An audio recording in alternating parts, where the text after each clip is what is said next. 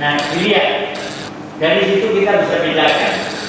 Kalau dibedakan dengan kakek-kakek atau bapak-bapak, bahkan akan keluar itu misalnya di komputer malaria itu akan keluar obatnya ini cara pekerjaannya ini. Dan itu ada jumlah, ada protapnya. Di rumah sakit ada protap. Itu dokter tidak bekerja seenaknya. Jadi kalau orang sudah didiagnosis malaria atau obat yang harus diberi adalah ini. Kalau dia didiagnosis sebagai hipertensi, maka dikelompokkan hipertensi sedang, hipertensi ringan, hipertensi parah. Apa standar hipertensi? Yaitu bagian bawahnya itu tekanan darah ada itu misalnya 120/80. 120 yang atas ini menunjukkan sistolik. Sistolik itu kapan? Sistolik ketika jantung itu memompa. Ya, tekanan darah ketika jantung memompa. Inilah sistolik. Diastolik adalah tekanan darah ketika jantungnya istirahat. Jantungnya pas paling istirahat, paling tidak memompa. Itu diastolik. Nah, tekanan darah itu dihitung bukan sistoliknya, tapi yang bawah diastoliknya. Jadi yang ukuran normal itu adalah 80 sampai 90. Itu normal. Kalau sudah mulai 90 sampai 100 bawahnya itu sudah hipertensi sedang.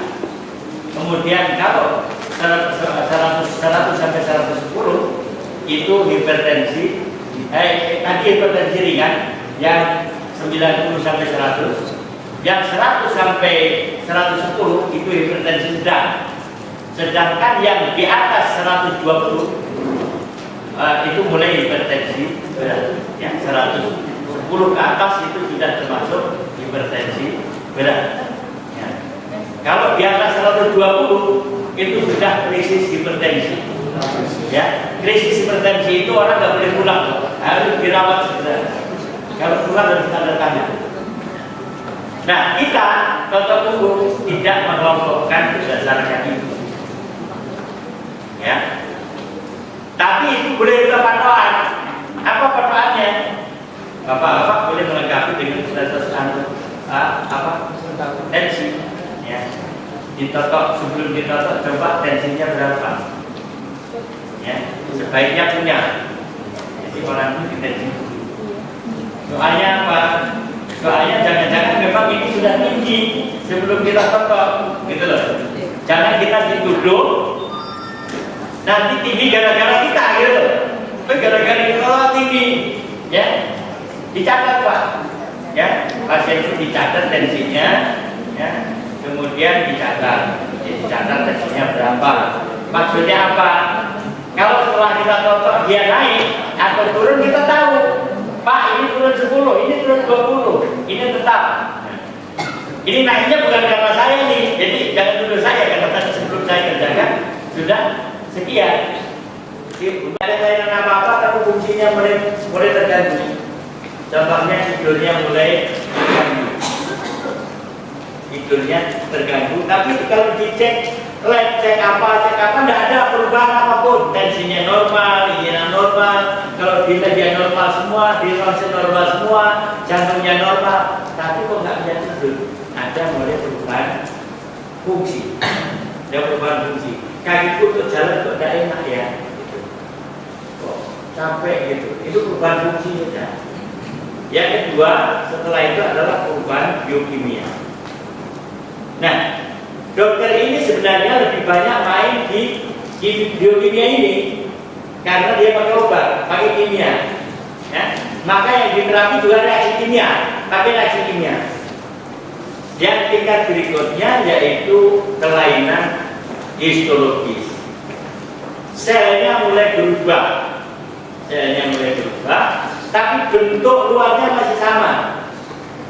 Misalnya bibirnya mulai kalau diperiksa secara mikroskopik, sel bibirnya ini mulai ada perkembangan yang tidak normal, ya. Tapi bibirnya masih utuh.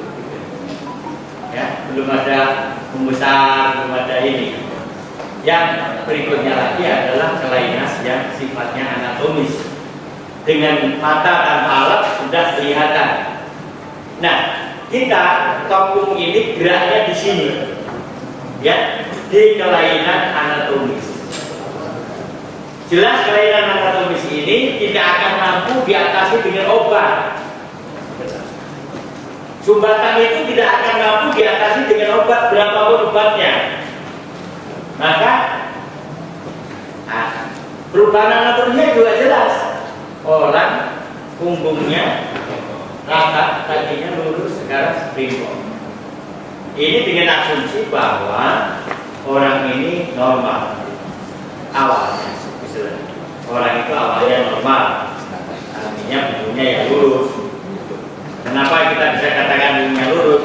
Dari dulu tidak pernah mengeluh keluar punggung itu bengkok. Ya, nanti baru sekian tahun kemudian kadang-kadang juga tidak mengeluh. Kenapa? Pembengkokan punggung itu berjalan lambat.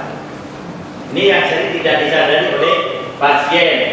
Karena apa? Penumpukan lemak di punggung itu pelan-pelan, tidak mendadak, bertahun-tahun. Ya, jadi kelainannya itu seolah-olah bukan kelainan. Karena apa? Ya karena sedikit demi sedikit, tahu-tahu, ya kita jadi tidak enak, pegel. Tapi pegelnya nggak jelas kayak apa. Ketahuan nanti ketika kita terapi. Oh, ada benjolan. Itu pun ternyata kalau kita terapi dengan topung, itu rata-rata orang itu tidak merasa sakit sebelum kita sentuh. Ketika kita sentuh ternyata kesakitan. Kenapa bisa kesakitan? Karena aliran darah sudah tidak normal itu sejak lama, sehingga tubuh itu sudah mengalami yang namanya metabolisme anaerob. Metabolisme yang menggunakan oksigen yang kurang, itu menghasilkan asam laktat. Asam laktat ini menyebabkan rasa sakit dan kelelahan. Kalau dia dipencet, asam laktat itu keluar dari sel, sehingga muncul rasa sakit. Tapi nanti rasa sakit ini hilang gitu. Setelah apa? Setelah peredaran darah membaik. Maka orang ditotok pertama kali kesakitan, tapi nanti diulang lagi. Maka kalau kita totok bisa titik sakit, jangan diteruskan, totok dulu sebentar, pindah ke tempat lain. Kenapa? Selama perpindahan ini dia akan terjadi metabolisme aerob yang dengan oksigen karena mulai lancar aliran darah. Nanti ketika kita ulangi, rasa sakitnya sudah berkurang. Jadi jangan ketika sakitan langsung difokuskan di situ. Misalnya di leher kesakitan atau di tengkuk kesakitan, turun sedikit, ya sampai ke bawah. Jadi kira-kira sudah 10 menit, balik lagi ke atas. Ini insya Allah rasa sakitnya sudah berkurang. Jadi ini caranya. Nah, kita kembali ke dasar. Kenapa totok punggung punya fungsi pengobatan? Ya, totok punggung ini sebenarnya kan mungkin sejarahnya kemarin sudah diungkap sama Ustaz Abdul Rahman, saya tidak ulangi. Jadi intinya saya sendiri itu tidak pernah mendapat ide bahwa lemak di punggung itu menimbulkan masalah. Itu selama saya pendidikan kedokteran tidak pernah mendapat pernyataan seperti itu. Ya, kita tidak pernah menganggap di kedokteran dari dosen saya, profesor saya bahwa lemak di punggung itu masalah. Satu. Yang kedua, bahwa lemak punggung itu bisa diurai dengan ditekan dan diputer-puter. Dua masalah ini yang tidak pernah saya dapat di kedokteran. Ya. Bahwa lemak itu bisa diurai dengan ditekan, diputar-putar, dan lemak di punggung menimbulkan masalah, itu tidak pernah kita dapatkan. Sehingga tidak pernah terlintas dalam pemikiran kita menganggap penting untuk memeriksa punggung. Saya tidak pernah periksa punggung kecuali kalau orang itu nyeri karena namanya folikulitis. Folikulitis itu nyeri yang kadang-kadang sakit, kadang hilang. Itu karena kejang di saluran kencing di bawahnya ginjal yang menuju kantung kemih. Itu kalau orang kurang minum, biasanya di situ kejang. Itu nyeri sekali. Nah, ginjal itu letaknya di belakang, maka pemeriksaannya tidak dari depan, tapi dari belakang. Kita pukul begini, kanan atau kiri. Kalau dia menjerit, berarti itu memang radang folikulitis namanya. Nah, nanti kita kasih obat, ya. Kalau di medis kita kasih obat namanya Buscopan, ya. Buscopan itu satu obat khusus untuk nyeri radang, nyeri pada punggung, ya. Itu dari tumbuhan. Nyeri pada folikulitis itu khusus, suntikan ada, dan ada yang Buscopan plus itu dengan itu untuk meredakan, tapi bukan menyembuhkan. Nanti kadang-kadang kabur lagi. Nah, penyembuhan utamanya biasanya kita taburkan dengan air, ya, air. Ya, kemudian ternyata setelah saya ngerti totok punggung, pasien itu nggak saya kasih obat, saya totok punggung dulu semua. Ada pasien saya satu, dia bengkel saya, dia teman saya, kerjanya menjadi sepeda motor. Saya kok beri terapi ke situ, terapi motor saya gratis misalnya. Ya, motor saya kan buat biaya terapi. Begitu dia sakit, dia panggil saya. Nah, kesakitan dari pagi, tidak bisa makan, muntah-muntah. Itu memang cirinya muntah-muntah, sakit sekali. Awalnya saya tonton semua, tapi masih kesakitan. Kemudian saya cari, saya dapat ilham untuk nyari titiknya di titik jantung, di titik ginjal. Jadi saya tekan, sakit tak ini? Sakit. Tapi saya turun ke oh ini lebih sakit, turun lagi nggak sakit. Tempat yang paling sakit itu saya totok terus sampai hilang rasa sakitnya. Begitu hilang rasa sakitnya, Pak, itu orang mau makan, langsung 3 piring makan. Jadi dia makan. Kebetulan istrinya masakan waktu itu sayur sayur yang enak. Dia tidak ayam kampung yang dipikirin istrinya. Saya ikut makan. Dan dia tiga piring, tambah 3 piring saja seperti itu. Ya, 3 piring. Jadi maksud saya, vaksin ini punya potensi untuk mengobati jauh lebih cepat daripada obat-obat medis, daripada obat, walaupun obatnya pas. Kalau kita minum obat itu yang Buscopan itu 1 jam itu belum berkurang, 1 jam belum berkurang, karena dia harus masuk dulu ke dalam lambung, diserap dulu, kemudian dihindarkan baru berefek, ya, butuh waktu yang lama. Itu kalau tidak terjadi kesalahan-kesalahan di beberapa titik, karena kalau obat ini punya risiko salah itu besar. Pertama, saya salah menulis nama. Kalau saya nulis nama salah, berarti nanti pasti salah obatnya itu.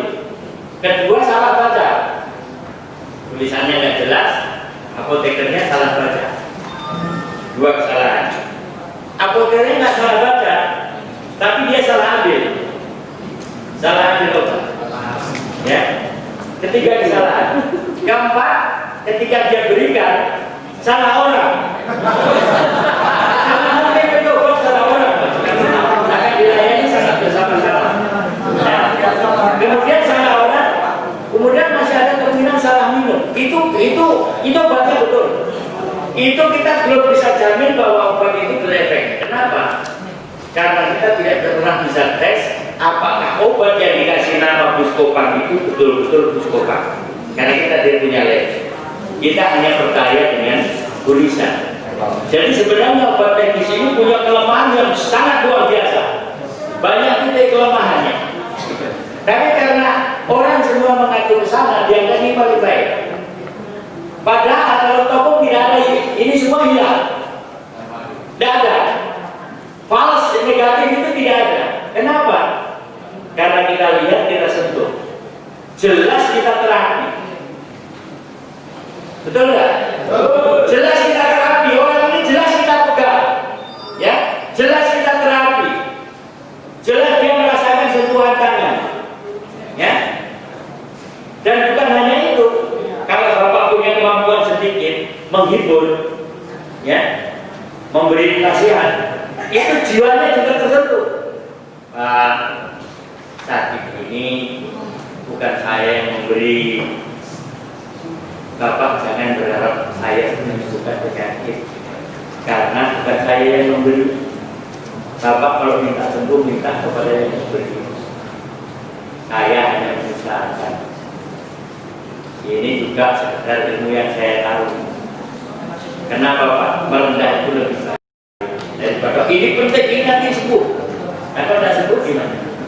Ya, jadi jangan kita sumbar di awal. Oh, pokoknya sembuh, kalau ditolong masih baik.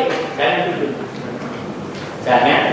Biar orang yang komentar, jangan kita yang komentar. Ya, biar orang yang komentar. Oh, topong itu baik. Oh, gitu kan? Gitu ya. Oh, gitu kan? Alhamdulillah yang baik. Kapan kamu ikut? Gitu. Kapan itu telah jadi? Jadi jangan kita membanggakan diri kita. Karena apa? Allah tidak suka orang yang sombong. Karena kesembuhan itu memang milik Allah betul. Ya. Jadi makanya kesembuhan diserahkan, didekatkan orang kepada Allah. Pak, saya yang menyembuhkan sakit loh, saya yang memberi sakit. Yang bisa menyembuhkan sakit itu yang memberi sakit. Ya. Saya mengusahakan ini ada metode baru namanya totok punggung. Saya benahi punggung Bapak, mudah-mudahan membaik. Ya, yang sudah teman-teman di totok punggungnya itu membaik. Ya. Mungkin penyakit yang Bapak keluhkan itu belum baik, tapi insya Allah di tempat lain membaik karena saya terapi semuanya, bukan hanya titik yang sakit. Maka general terapi itu penting.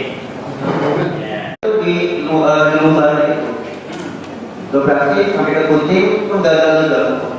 Nah kemudian ini sudah clearing lah di Indonesia, clearing tidak ada kesembuhan. Nah di dalam dunia ini artinya ketika dalam itu dia sudah di sini sudah dibelah kan di bawah itu, kemudian kita totok begitu. Nah pengalaman kalau dokter ada cara seperti itu, artinya dengan totok yang sudah sekarang diputus dengan operasi itu dampaknya sekarang mohon penjelasan. Bisa nggak? Tapi ini sudah, ini kan pasal sudah dibelah di daerah lembarnya gitu. Nah dari pengalaman dokter kalau ada seperti ini, apakah masih bisa di pasien yang sudah seperti itu? Terima kasih. Assalamualaikum warahmatullahi wabarakatuh. Obatnya sama kok Pak, dokternya sama. Kenapa bisa begitu? Ini sebenarnya kaya ini bayar yang tidak punya. Gitu, terpaksa ini kalau harus bayar mahal. Topung mau nggak mau, kalau sudah memasyarakat, mau nggak mau ini yang akan terjadi. Mungkin Bapak sekarang protes, tapi kalau hari-hari Bapak nangani pasien, ya, Bapak nggak sempat kerja yang lain, Bapak akan terpikir. Ketika memang Bapak masih sambilan, masih punya jadi guru topung, masih jadi dokter praktik di rumah sakit topung, itu mungkin uang itu tidak jadi masalah, betul. Tapi ketika Bapak itu sudah konsentrasi, ini topung aja. Mau nggak mau, gitu.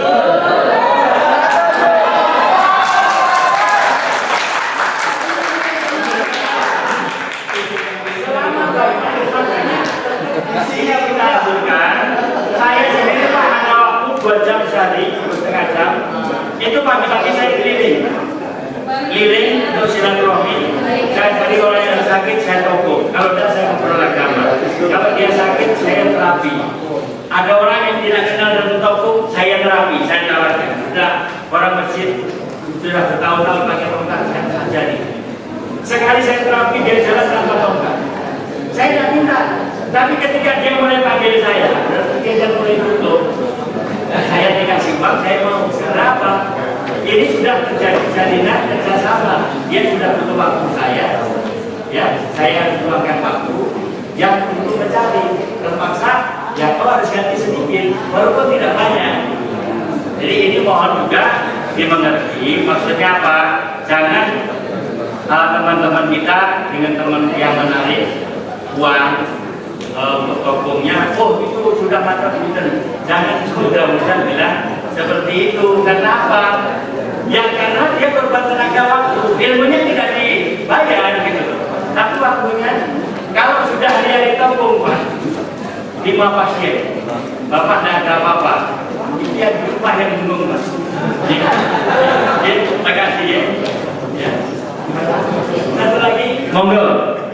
Ini ya, tumbukan air. Karena apa? Jalur untuk pengeluaran airnya tersumbat, sehingga bukan darah itu cairan.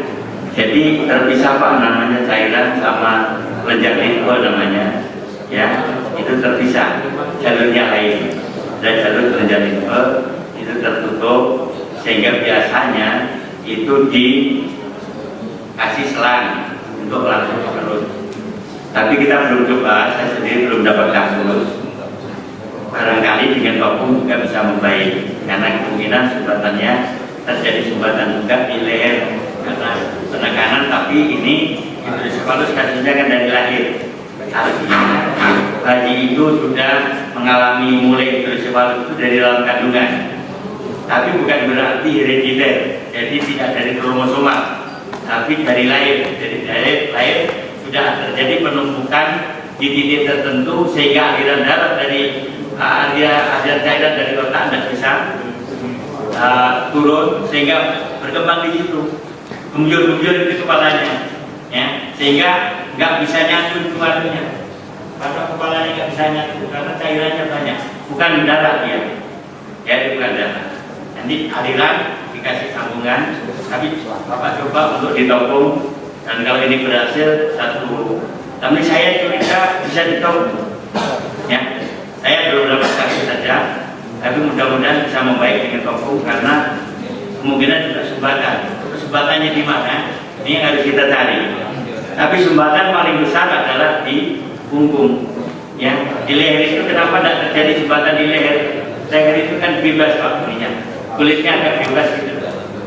Jadi kalau misalnya ada pendolan di situ itu, misalnya ada ponok di leher itu, ponoknya kan nambah ke atas ya. Dia nengkangnya itu tidak terlalu kuat, tapi kalau asal pulang di situ kejepit sedikit saja itu kan jepitnya sudah luar biasa. Ya, kalau ini ponok dia orang ponok besar itu kan tengkuk itu kan satu kan bebas, memang satu nempel, satu kan bebas. Itu juga mempengaruhi, tapi tidak terlalu kan. Nah, tapi yang di leher ya kemungkinan ada. Silakan nanti dibuat, saya juga mau lihat itu nanti anunya bagaimana. Bagus kalau dokumentasikan dari awal, difoto misalnya berapa, diukur lingkar kepalanya, ya, kemudian di tangan itu setelah sekian penanganan diukur lagi lingkar kepalanya. Ya, jadi kan mau terapi coba ukur lingkar kepala, ya, ada lingkar kepala dari titik sini sampai titik sini. Nah, tentukan titiknya tepat, jadi lingkar kepalanya di. Dan Bapak nanti hitungnya dari situ lingkar kepalanya, ya. Berhasil apa tidaknya, ketika dia turun 1 cm, 2 cm, ketika berikutnya berarti dia ada mengecil, ya. Kalau ponok gampang ukurnya, kalau ponoknya besar, ponok itu kalau saya dulu saya operasi Pak, karena itu lemah. Ternyata ponok itu bisa diterapi dengan topung, ya, ditopung juga dia bisa mengecil. Caranya bagaimana? Pinggirnya dulu kita terapi, ya. Pagarnya itu supaya dia lepas, nanti baru tengahnya belakang, baru berkelas tadinya. Nanti lama-lama lembek. Saya pernah ketemu orang stroke dan ponoknya tinggi. Ini nggak bisa nyentuh di sini karena tingginya.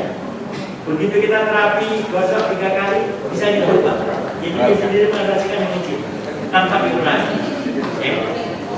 Yang kedua tentang stroke. Stroke itu pecahannya pembuluh darah di otak. Itu memang numpuk. Kenapa jadi masalah ketika pembuluh darah di otak itu pecah karena otak ini kan yang orang tua ya, bukan anak-anak, itu sudah lengket, satu dengan lain sudah menyatu. Volumenya tidak bertambah nih. Kalau volumenya tidak bertambah, isinya bertambah, maka tekanannya meningkat. Ketika tekanan intrakranial meningkat, ini mempengaruhi semua organ, kejepit. Sehingga apa? Sehingga saraf tidak berfungsi dengan normal, aliran darah tidak normal, tekanan darah tidak normal karena tekanan yang naik. Maka upaya sekarang secara medis, kalau orang stroke itu dibuat kepalanya. Dibuat kepalanya dengan maksud apa? Supaya mengurangi tekanan intrakranial ini supaya kerusakannya tidak meningkat.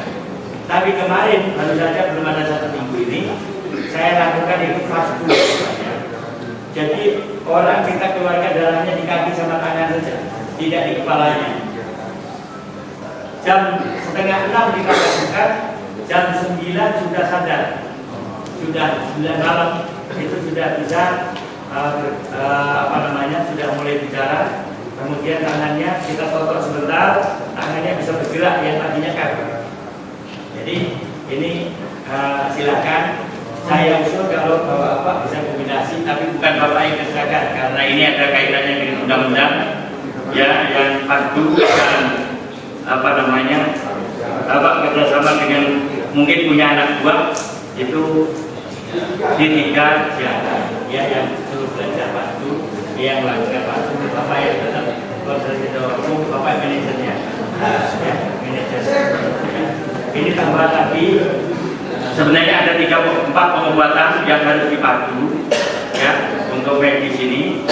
Kobong, padu, bekam, kemudian rupiah, kemudian yang satu lagi herbal. Ini kalau 5 ini ada di 1 titik. Ya, saya punya rancangan, mudah-mudahan Bapak yang menunjukkan. Kita punya D3 atau S1 kedokteran Islam yang bahasanya ini, jadi lulusannya itu akan mampu 4-4-nya ini ya, mampu toko, mampu bekam, mampu fardu, mampu rupiah. Nah, cara melakukannya pertama rupiah, karena itu hafalan. Yang kedua fardu bekam, karena itu verifir. Kemudian fardu, terakhir toko. Karena kalau orang sudah belajar hukum, dia akan malas belajar yang lain.